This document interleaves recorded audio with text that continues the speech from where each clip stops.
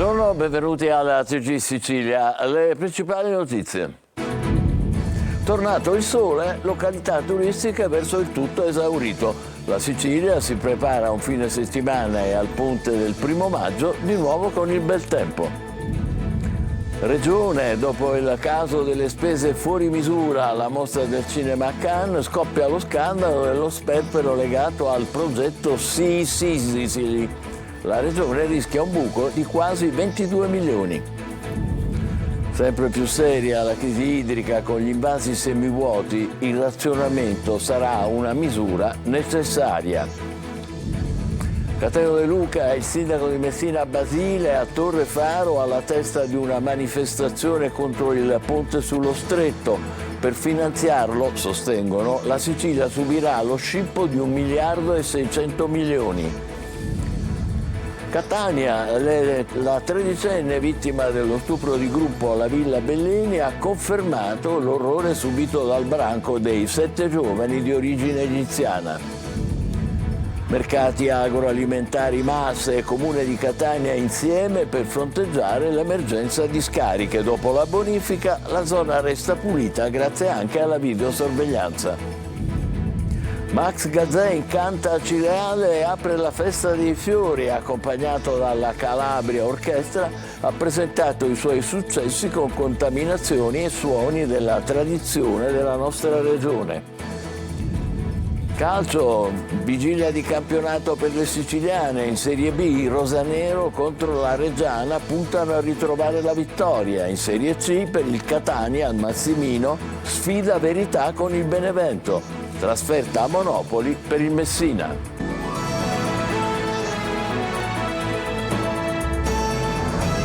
Bentrovati, tornato il sole, località turistiche verso il tutto esaurito. Dopo la beffa del 25 aprile in aspetto invernale, la Sicilia si prepara a un fine settimana e al ponte del 1° maggio di nuovo con il bel tempo. Roberta Lunghi. Oggi c'è il sole, ce lo dicono tutti come fosse una notizia meravigliosa e dunque i catanesi, ma anche i turisti, si preparano ad affrontare un fine settimana all'insegna del tempo buono e della colonnina di Mercurio che lascia sperare bene. Parola degli esperti del meteo che si spingono anche oltre le previsioni a brevissima distanza per disegnare una mappa fino al 1° maggio che non sarà solo rose e fiori. Domenica pomeriggio lungo le coste tirreniche i termometri potrebbero anche varcare la soglia dei 26, localmente anche 27 gradi, in particolare tra il palermitano e il messinese tirrenico. Una perturbazione di origine nordafricana ci interesserà da vicino a partire dalla giornata di martedì, ma nel corso della giornata del 1° maggio questa perturbazione è destinata a risalire l'Italia peninsulare, quindi a lasciare la Sicilia. In una giornata che sembra essere il preludio al caldo imminente che verrà, l'effetto della scia del ponte del 25 aprile racconta di un turismo presente ed entusiasta, di corse ed esercizi di fronte al mare e di timide presenze nell'amatissima spiaggetta nera di San Giovanni Licuti a Catania. Pianifichiamo il fine settimana che arriva e il 1° maggio? Noi che siamo catanesi, io vado a Siracusa. Catania and after this Etna. We are from Bulgaria. This destination is top occasion. Di certo il freddo non ha scoraggiato il turismo, soprattutto estero, solitamente programmato e che conferma l'isola al top delle preferenze ancora una volta e in prospettiva anche per il ponte del 1° maggio. La Sicilia gettonatissima e non solo dai turisti ma anche dai siciliani. Molti infatti preferiscono rimanere qui durante le vacanze, molti prenotano nelle strutture che sono sold out, ormai non esistono più i cosiddetti last minute perché tutto viene prenotato molto prima. Le mete? L'attenzione si divide equamente fra mare e cultura, grazie ai molteplici siti archeologici.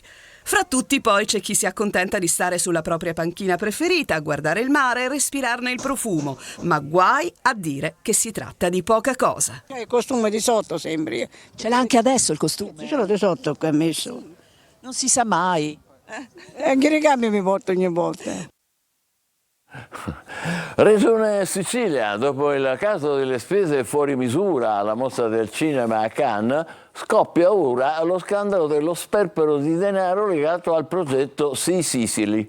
La Sicilia rischia un buco di quasi 22 milioni. Manlio Viola. Un buco da quasi 11 milioni di euro già certificato ed altri 10 milioni di euro a rischio. Sono le cifre del flop del programma Sicily lanciato dalla regione siciliana in pieno Covid per far ripartire il turismo nell'isola. Il buco è frutto del totale delle spese fatte con fondi comunitari ma che l'Europa non riconosce. Su 33 milioni e mezzo la Commissione europea non pagherà alla regione 10 milioni e 700 mila euro già spesi, mentre sono a rischio altri 10 milioni usati allo stesso modo ma non ancora verificati da Bruxelles. La regione dunque dovrà pagare queste somme di tasca propria. Questo perché il meccanismo utilizzato non ha funzionato. In pratica la regione ha pagato albergatori e tour operator per mettere i servizi a disposizione dei turisti. In seguito ha tentato di avere indietro le somme relative alle stanze e ai tour prenotati ma non usati, ma senza riuscirvi. Gli albergatori hanno posto il principio in base al quale stanze e servizi prenotati sono rimasti a disposizione dell'amministrazione comunque. Ma Bruxelles non accetta queste voci e non pagherà servizi non fruiti. Per la maggior parte di queste somme si fa riferimento a due voci. Si tratta di 4 milioni di euro per i pernottamenti, quasi il 60% del totale dei voucher erogati, a cui si aggiunge una rettifica del 10% del valore di quelli utilizzati. La stessa cosa succede con i voucher per le escursioni e i servizi accessori, 3 milioni di spesa inammissibile corrispondente ai voucher non utilizzati, più una rettifica di altri 200.000 euro su quelli usati. La crisi idrica si intensifica e i dati dell'autorità di bacino fotografano invasi semivuoti. Per l'esperto il razionamento è una misura necessaria. Lorena Dulci. In Sicilia mancano all'appello 172 milioni di metri cubi d'acqua. In percentuale, gli invasi hanno raccolto il 35% in meno rispetto all'anno scorso. Sono i dati dell'autorità di bacino che fotografano al 1 aprile una realtà sempre più preoccupante. Lunghi mesi trascorsi senza piogge hanno fatto scattare l'emergenza siccità, come l'anno scorso, quando il peggio fu evitato grazie a piogge tardive. L'anno scorso la stagione fu salvata da queste piogge anomale di maggio e inizio giugno, no? L'anno scorso fu il maggio più piovoso di tutta la storia meteorologica della Sicilia. Quest'anno dovrebbe succedere la stessa cosa, solo che è molto improbabile, ecco, che accada. Miracoli a parte, quindi si corre ai ripari per salvare agricoltori, allevatori e anche la vita quotidiana. Nell'agenda della cabina di regia creata dalla regione siciliana ci sono nuovi pozzi, il pompaggio dei fiumi, dissalatori, mentre in varie città si impongono misure di razionamento. È assolutamente necessario in questo momento limitare i consumi, ridurli, diminuire adesso per non restare senza dopo. L'Ordine dei Geologi ricorda però le condotte Colabrodo, dove si perde quasi la metà dell'acqua trasportata. Cateno De Luca e il suo movimento Sud chiama Nord si sono ritrovati ieri sera sotto il pilone di Torre Faro. Hanno spiegato perché il loro è diventato un no ponte. Francesco Triolo. Una serata all'ombra del pilone di Torre Faro, luogo simbolo per i messinesi, è quello scelto da Cateno De Luca, leader di Sud Chiama Nord, per alzare il velo sulle contestazioni del movimento al ponte sullo stretto. Una truffa di Stato, l'ha definita De Luca, un'operazione affaristica che interessa solo alcune lobby e attacca tutti, come solita la sua strategia in campagna elettorale, soprattutto il presidente della regione Renato Schifani per lo scippo consentito di 1 miliardo e 600 milioni al Fondo di Sviluppo e Coesione per fare il ponte, mentre tutto il resto non si farà più, ha detto De Luca. Al suo fianco il sindaco di Messina, Federico Basile, che ripete quanto già affermato nei giorni scorsi, ricorda che il progetto è del 2012 e dice non si può pensare di prendere un documento di oltre 10 anni fa, aggiornarlo cambiando la data e dire che quello è il ponte sullo stretto di Messina e poi sui tempi, prima di dire che si apre il cantiere a luglio perché il 9 giugno si vota, bisogna capire se quel cantiere può essere aperto. Insomma, Basile ribadisce la sua posizione, prima la città, quindi il possibile finanziamento dell'Unione Europea dopo l'inserimento nell'elenco delle opere transnazionali da parte del Parlamento Europeo. De Luca lo ha bollato come il bluff della Lega. 5% di queste risorse mix tra fondo perduto e prestiti a lungo periodo, perché? Perché in base a quelle che sono gli indici che caratterizzano la nostra terra, la nostra Sicilia, il nostro meridione, era il territorio che aveva maggiore necessità di risorse per potersi risollevare. Catania, la tredicenne vittima dello stupro di gruppo alla Villa Bellini ha confermato l'orrore subito dal branco dei 7 giovani di origine egiziana. Ieri l'incidente probatorio. Uno degli imputati maggiorenni ha tentato di respingere le accuse, ha detto si era spogliata lei. Lorena Docci. Separati da un vetro oscurato, da una parte c'è lei, la tredicenne stuprata il 30 gennaio scorso nei bagni pubblici della Villa Bellini. Dietro la parete c'è il branco, i 7 egiziani, alcuni minorenni, accusati di avere messo in atto quella violenza. La ragazzina ripercorre quei momenti dell'orrore confermando il racconto già reso ai carabinieri. Lo fa nel corso dell'incidente probatorio che cristallizza la testimonianza nella fase delle indagini. La coppia di fidanzatini, sentiti uno dopo l'altro, non dovrà dunque ripeterla in aula una volta che il processo avrà inizio. L'incubo inizia con il gruppo che scopre la coppia appartata nei bagni e la filma. Il fidanzatino 17enne chiede di cancellare il video offrendo in cambio i pochi soldi, sigarette e un power bank.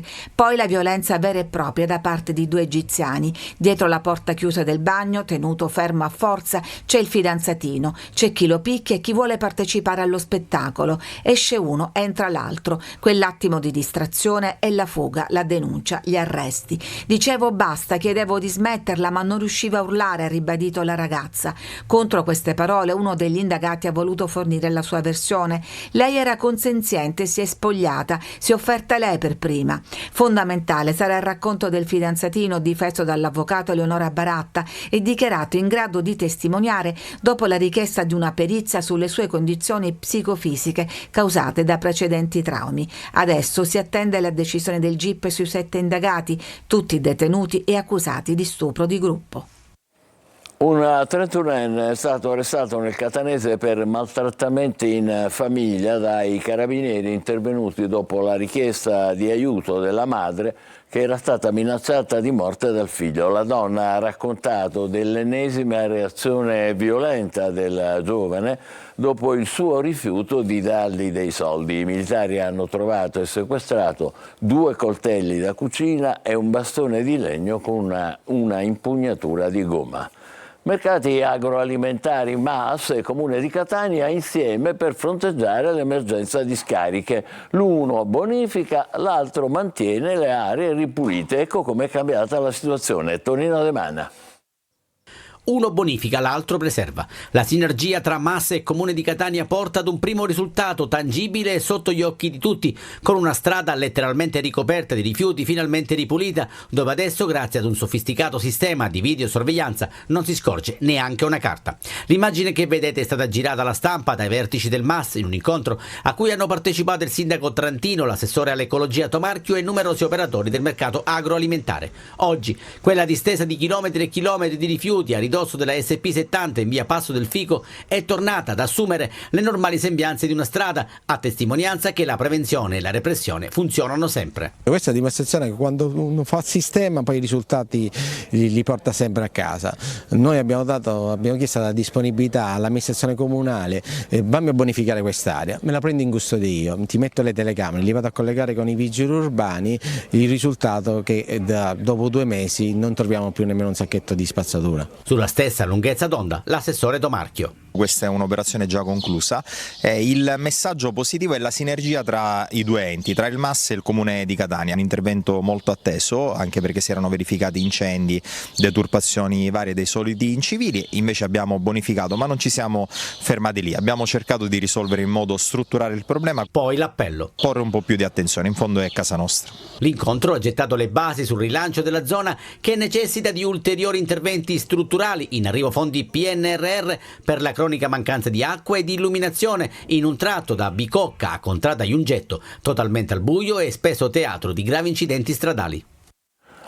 Dopo il TG alle 14.30 su Telecolor sarà nostro ospite il sindaco di Catania Trantino. Per le vostre domande scrivete al WhatsApp 342 74 55 005 oppure inviate una mail a Sicilia24Focus, tutto attaccato, @telecolor.it. Vi aspettiamo all'appuntamento con il sindaco oggi su Telecolor alle 14.30. Prelievo multiorgano all'ospedale San San Vincenzo di Taormina. Sono 6 le vite salvate, compresa quella di una bimba di Torino. I familiari di Francesco Caruso, un 22enne morto in un tragico incidente stradale, hanno consentito l'espianto di cuore, fegato, reni e cornea.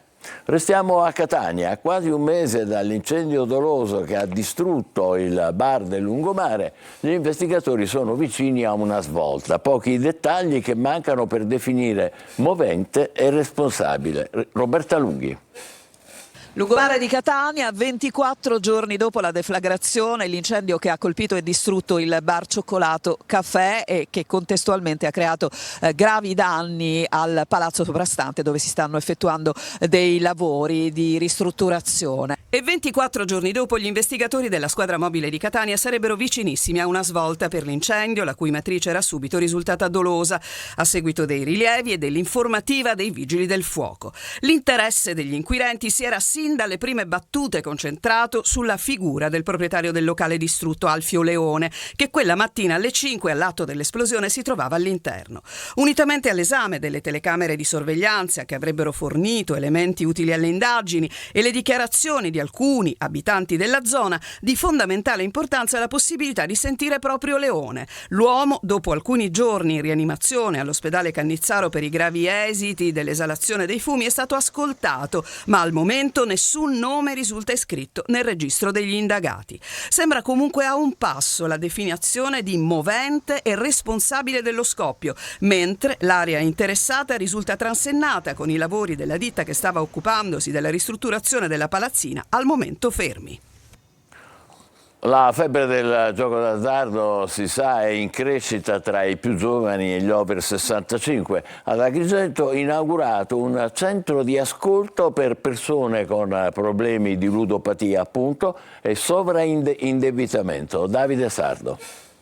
Uno sportello di ascolto per una dipendenza i cui numeri continuano a crescere in modo preoccupante, la ludopatia. L'obiettivo è quello di dare la possibilità di far emergere questa problematica sociale attraverso un canale un po' più defilato rispetto ai canali tradizionali quali i SERD, perché abbiamo capito che il ludopatico, in quanto soggetto malato, ha difficoltà ad avere consapevolezza della propria patologia. La provincia di Agrigento in Sicilia si piazza sempre al terzo o quarto posto rispetto ai dati della ludopatia. Sottolineo sempre che i dati sono falsati dal sommerso. Alcune famiglie lograno i rapporti a causa di queste situazioni. Qualche esperienza mia parrocchiale pregressa è stata legata a uno sfaldamento di qualche famiglia proprio a causa della ludopatia. Per aiutare quanti si trovano in difficoltà economica a causa del gioco d'azzardo patologico e del sovraindebitamento, la Caritas diocesana di Agrigento, in collaborazione con la cooperativa Sub Tutela Dei, ha realizzato e inaugurato un centro dedicato all'accoglienza, all'ascolto e all'orientamento di giovani e adulti vittime delle vecchie e nuove forme di dipendenza, con particolare attenzione alla ludopatia. Il progetto del centro di ascolto, che si trova in via Barone 2 nel centro storico, all'interno del locale della Fondazione Mondo Altro, è stato presentato durante un convegno dal titolo Disturbo da gioco d'azzardo e sovraindebitamento presso il Palazzo Vescovile di Agrigento. Musica. Max Gazzè incanta Cireale, apre la Festa dei Fiori, accompagnato dalla Calabria Orchestra. Ha portato sul palco i suoi successi in veste inedita, ricca di contaminazioni e suoni della tradizione siciliana. Desiree Ferlito. È tornato senza mai un lamento, è cambiato come cambia il vento d'estate. Un gigante della musica italiana ha aperto da Cireale la tradizionale Festa dei Fiori.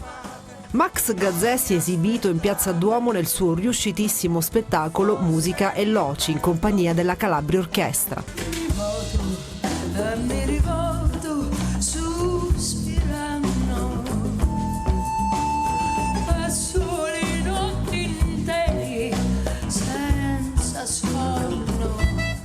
Con Conosciuto per l'innovazione e la capacità di fondere diversi generi musicali, Gazzè con il suo spettacolo unisce le sue caratteristiche note vocali con un'orchestra popolare che rievoca le tradizioni locali.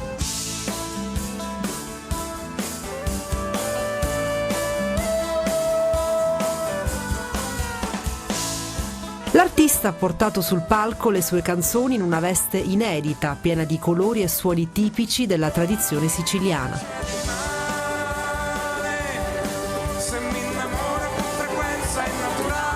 Musica e Loce è uno spettacolo che cambia forma e si arricchisce ogni volta di diverse sonorità legate al territorio.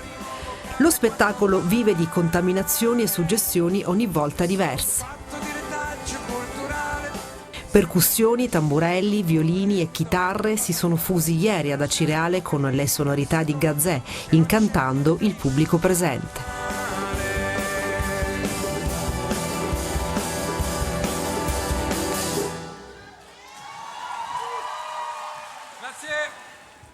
Evviva! Adesso facciamo una nostra breve pausa, tra poco per il calcio, la vigilia di campionato per le siciliane. State con noi.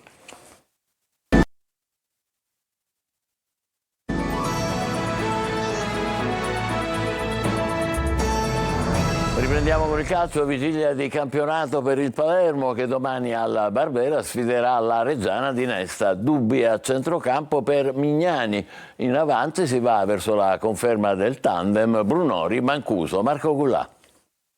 Nelle ultime 5 partite in campionato il Palermo ha raccolto solo 3 punti, una media da retrocessione. Nelle ultime 9 invece ha vinto una sola volta e per lo più contro il Lecco, ultimo in classifica, segnali che il Palermo non è ancora guarito. La partita però di domani contro la Reggiana al Barbera può rappresentare un trampolino di rilancio, soprattutto in ottica sesto posto, visto che il Palermo, se dovesse tornare alla vittoria, ipotecherebbe la qualificazione ai playoff con il vantaggio di poter giocare la prima partita in casa e passare il turno anche pareggiando. Non poco. Michele Mignani dovrebbe confermare in gran parte la formazione che ha pareggiato contro il Parma. C'è da registrare però il rientro a pieno regime di Ranocchia, che torna disponibile dopo un mese. Il tecnico valuta il suo inserimento anche a gare in corso. 2 gli indisponibili, Basic sulla via del recupero e Di Mariano che tornerà per i playoff. In avanti si va verso la conferma del doppio attaccante con Mancuso accanto a Brunori, ancora panchina per Soleri, Insigne e Traoré. Domani è il bivio della stagione del Catania. In casa contro il Benevento i rossazzurri puntano ad evitare i play-out e ad accedere ai play-off, ma le combinazioni sono diverse. Intanto il tifo si stringe attorno alla squadra di Zeoli. Francesco Triolo. Catania che vuole trascinare il Catania, il Massimino va verso il pienone assoluto, tra biglietti venduti ed abbonamenti staccati ci saranno oltre 18.000 spettatori contro il Benevento, esaurite le 2 curve così come la tribuna A inferiore, ci sono pochissimi biglietti ancora per la tribuna B, un segnale di amore e di vicinanza alla squadra di un'intera città nell'ultima gara della stagione regolare, la più importante, o i playoff agguantati anche grazie ai risultati degli altri club, oppure play-out nel malaugurato caso in cui la squadra dovesse perdere e Monterosi e Turris dovessero fare risultati. Una girandola di ipotesi che in questi giorni sono state passate al vaglio. La squadra dal canto suo ha lavorato in maniera intensa, Zeoli recupera Bois, Marsure è squalificato, Rapisardo e Sturaro sono da verificare, insomma le incognite sono diverse. L'allenatore inoltre dopo aver scelto il 3-5-2 dovrà sciogliere il dubbio legato al portiere. Furlan potrebbe tornare tra i pali, in caso contrario si dovrà fare affidamento su Albertoni. In avanti si va verso lo schieramento dall'inizio della coppia Cianci di Carmine, in mezzo potrebbero agire Welbeck, Quaini e Zammarini con 2 esterni veloci, Bois da una parte, Cicerelli Ocelli avanzato dall'altra. In difesa probabilmente toccherà a Castellini con Tec e Monaco.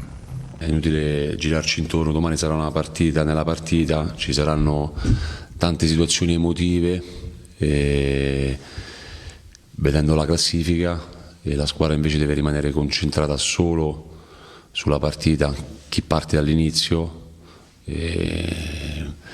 non pensando ad altre cose che succedono su altri campi, perché ancora siamo padroni del nostro destino. Il Messina, già salvo matematicamente, è impegnato domani in trasferta contro il Monopoli. Modica potrebbe impiegare chi ha giocato meno nell'ultima fase di campionato. Sergio Colosi. La partita contro il Monopoli non ha alcun valore per la classifica del Messina, ma nonostante ciò si porta dietro alcuni temi che rendono interessante la sfida in Puglia. Innanzitutto potrebbe essere l'ultima gara con Giacomo Modica sulla panchina giallorossa. Il tecnico, dopo un'ottima stagione, è disponibile a trattare il rinnovo con la società, che però fino ad oggi non lo ha chiamato e le parti non sembrano per nulla vicine. Ancora di più dopo la contestazione dei tifosi al presidente Pietro Sciotto, reo di scarsi investimenti e di una stagione approssimativa con parecchie lacune organizzative e tecniche. Nulla di nuovo quindi rispetto al passato e sulla salvezza brilla il rendimento di Modica e della squadra, quanto basta per oscurare Sciotto e renderlo ancora più taciturno del solito. A Monopoli c'è curiosità per capire se la contestazione dei tifosi proseguirà anche in trasferta, partita dove le motivazioni potrebbero fare la differenza. Messina salvo e Monopoli vicino ai play-out, previste novità di formazione in tutti i reparti, spazio a chi negli ultimi mesi ha giocato di meno. E noi ci fermiamo qui, torneremo alle 20, grazie e buon pomeriggio.